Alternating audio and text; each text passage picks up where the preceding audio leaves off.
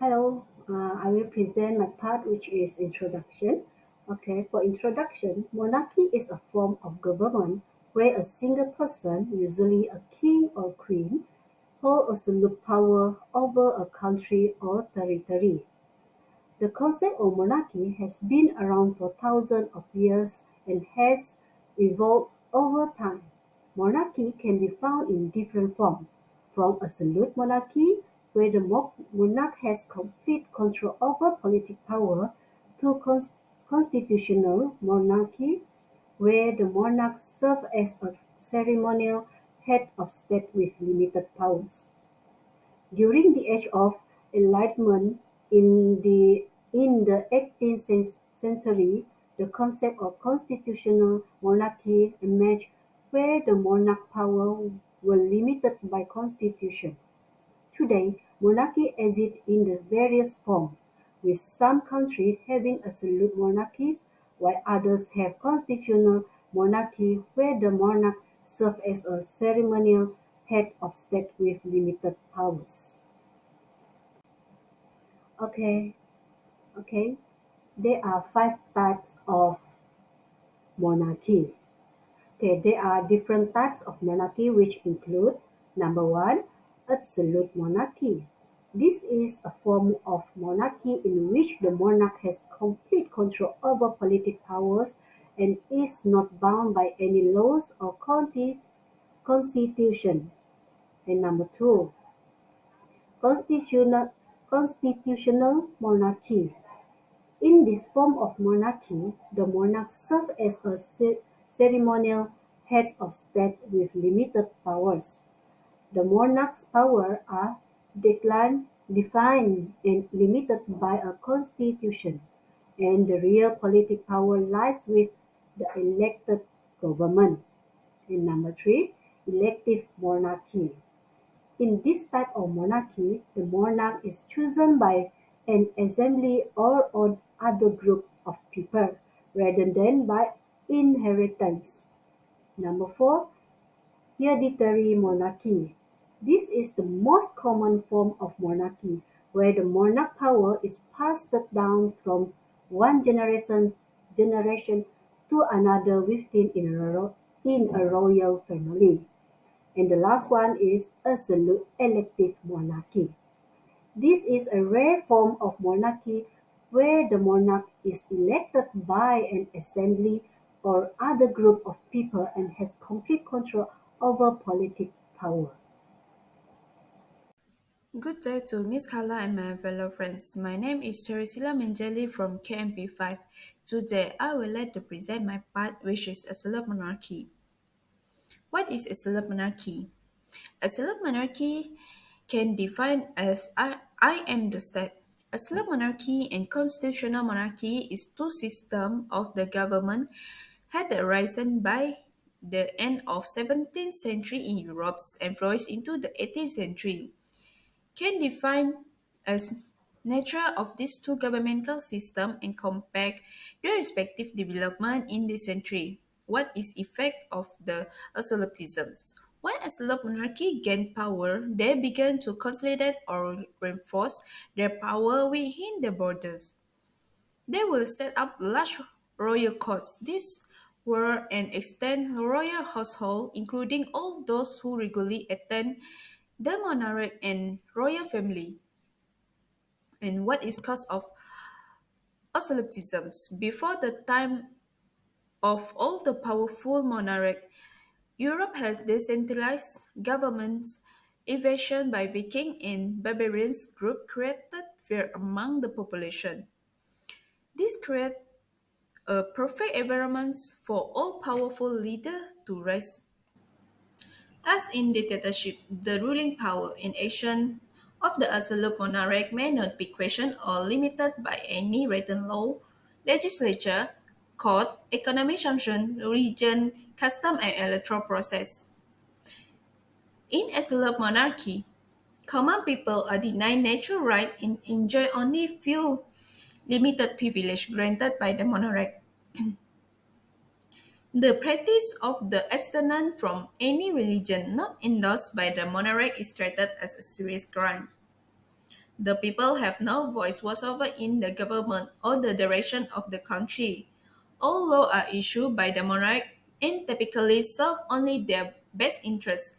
Any complaint or protest against the monarch are considered act of treason and punishable by torture and death. The Constitution typically provides separation of power and duty between the monarch, a legislative body, and judiciary. How a slope was in their rule. In England, Poland, and Holy Roman Empire were less absolutist. The rule in this state shared power with legislative branch known as parliament. The people had greater freedom and limits were placed on the rule power. An absolute monarchy is a form of government which is a single person, usually a king or queen, hold absolute and autocratic power. In absolute monarchy, the succession of power is typically hereditary, with the throne passing among members of ruling family. Country with absolute monarchy. Modern country where monarch maintain absolute power is Brunei, Eswatini, Oman, Saudi Arabia, Vatican City, and United Arab Emirates. Absolute monarchy versus constitutional monarchy. In a constitutional monarchy, power is shared by a monarch with a constitutionally defined government. The constitution typically provides a separation of power and duty between the monarch, a legislative body, and a judiciary. For pro and con, the pro and con of absolute monarchy reveal that while it perhaps the most efficient of form of government, speed in governing is not always a good thing. For the governed, the unlimited power of the monarchy can result in oppression, social unrest, and tyranny. One country that exercises absolute monarchy is Brunei. As of 2023, there are few countries that still exercise absolute monarchy, where the monarch holds complete control over political power without any constitutional limitation. These countries include Brunei, Oman, and Switzerland. In Brunei, the head of state and the head of government is the same person, Sultan Hassanal Bolkiah. As the absolute monarch of the Brunei, Sultan Hassanal Bolkiah holds complete control over political power and is responsible for making decisions on matters such as lawmaking, foreign affairs, and the appointment of government officials. One country that exercises a self monarchy is Brunei. The Sultan has the authority to appoint government officials, including minister and other key positions. The Sultan typically appoints members of his own family and trusted advisor. For this position, the Sultan has extensive power and authority to make decisions on matters such as making law, foreign affairs, defense policy, and the appointment of government officials, amongst others. The Sultan is also responsible for managing the country's finance and natural resources. Number four, succession in Brunei Islam monarchy is hereditary, meaning that the Sultan and the son is the next line to assume the throne upon the Sultan death or education. And lastly is termination of the Sultan power in Brunei. Islam monarchy system can occur through abdication, death, or overthrow. However, the likelihood of an overthrow is very low given the Sultan extensive control over the country military and security force. Assalamualaikum and good day to our lecturer, Miss Kaulia, and to my fellow classmates.